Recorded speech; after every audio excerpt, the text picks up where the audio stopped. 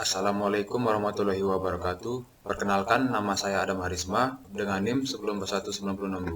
Saya merupakan peserta dari mata kuliah Studi Perancangan Arsitektur 3 Universitas Komputer Indonesia. Pada kesempatan kali ini saya akan mempresentasikan uraian konsep daripada Project Incremental House. Baiklah, kita akan masuk ke poin-poin yang akan dijelaskan.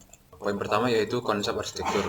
Pada konsep arsitektur ini ada beberapa poin-poin yang akan dijabarkan. Poin yang pertama yaitu judul dari desain proyek ini yang bernama Dago Tropical Residence, di mana nama tropika tersebut diambil dari tema yang telah dielaborasi dengan konsep.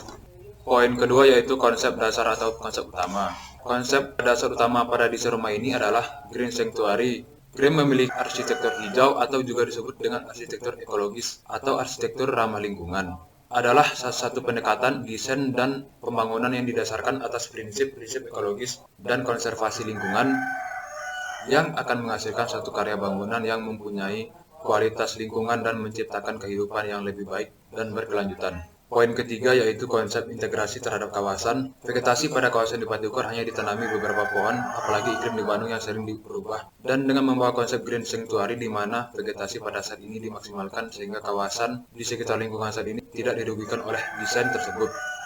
Sehingga akan meninggalkan efek positif seperti produksi oksigen akan meningkat dan juga mengurangi efek pemanasan global. Satu lagi akan meningkatkan hawa sejuk di sekitar area tersebut. Poin keempat yaitu konsep masa bangunan. Konsep masa bangunan ini memiliki bentuk dasar persegi panjang yang memiliki bentuk yang sama dengan site, sehingga akan lebih mempermudah dalam mengolah ruang dan sirkulasi daripada kendaraan dan juga pedestrian dan penghuni dari site tersebut. Dan juga orientasi pada bangunannya juga akan terlihat lebih jelas. Poin kelima yaitu konsep fasad bangunan. Fasad pada bangunan ini memakai konsep solid void, di mana ada beberapa bagian pada fasad ini yang memiliki elemen solid berisi atau void hampa. Pada bagian solid terdapat elemen vertikal yang dicat abu terang, di mana warna ini sangatlah cocok jika dipadukan dengan dinding putih, dan elemen tersebut memakai prinsip repetisi atau pengulangan, sehingga elemennya terlihat lebih simetris.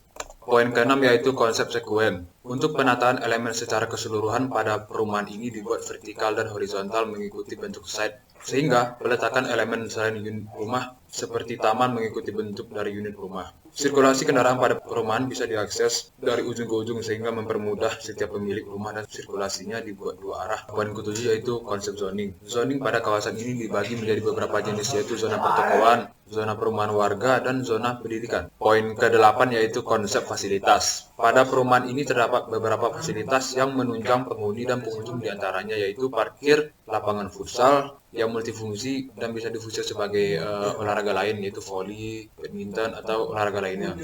Dan juga ada taman bermain dan taman baca. Poin ke-9 yaitu sistem keselamatan kebakaran. Untuk sistem keselamatan kebakaran pada perumahan ini terdapat water hydrant yang mempermudah tim pemadam jika sewaktu-waktu terjadi kebakaran. Selain itu, untuk mencegah merambatnya api dari satu unit ke unit lain, diberi space dengan lebar 1 meter antara kafling depan dan belakang yang saling membelakangi. Poin ke-10 yaitu konsep protokol kesehatan penghuni dan pengunjung bangunan.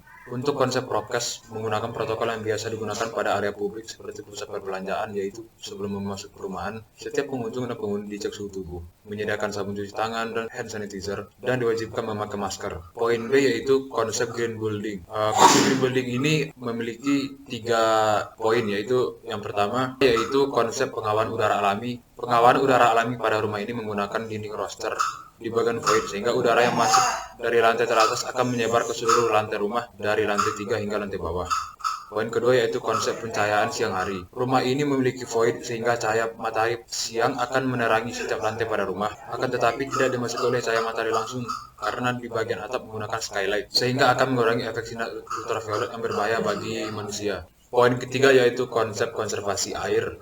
Konservasi air dibagi menjadi beberapa bagian, diantaranya pemasangan PDAM untuk air bersih, pemasangan lisplang untuk aliran air hujan dengan memakai pipa yang dipasang vertikal dan disambungkan dari lisplang dan berakhir di tanah. Untuk poin C yaitu konsep struktur. Konsep struktur ini juga terbagi menjadi 3 poin.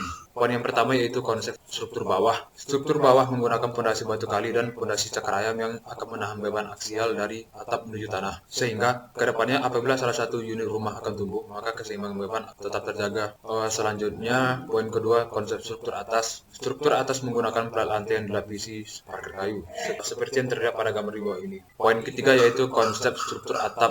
Struktur atap menggunakan kuda-kuda kayu standar rumah-rumah di Indonesia, dan jika sewaktu-waktu ada penambahan lantai, struktur atap tinggal dibongkar dan dipasang. Poin terakhir yaitu konsep MEP atau mechanical, electrical, dan plumbing. Konsep ini juga terbagi menjadi 3 bagian. Yang pertama, konsep penyediaan air bersih. Penyediaan air bersih di setiap unit rumah menggunakan pipa PDAM yang tersebar ke setiap rumah, seperti yang terlihat pada gambar di bawah ini.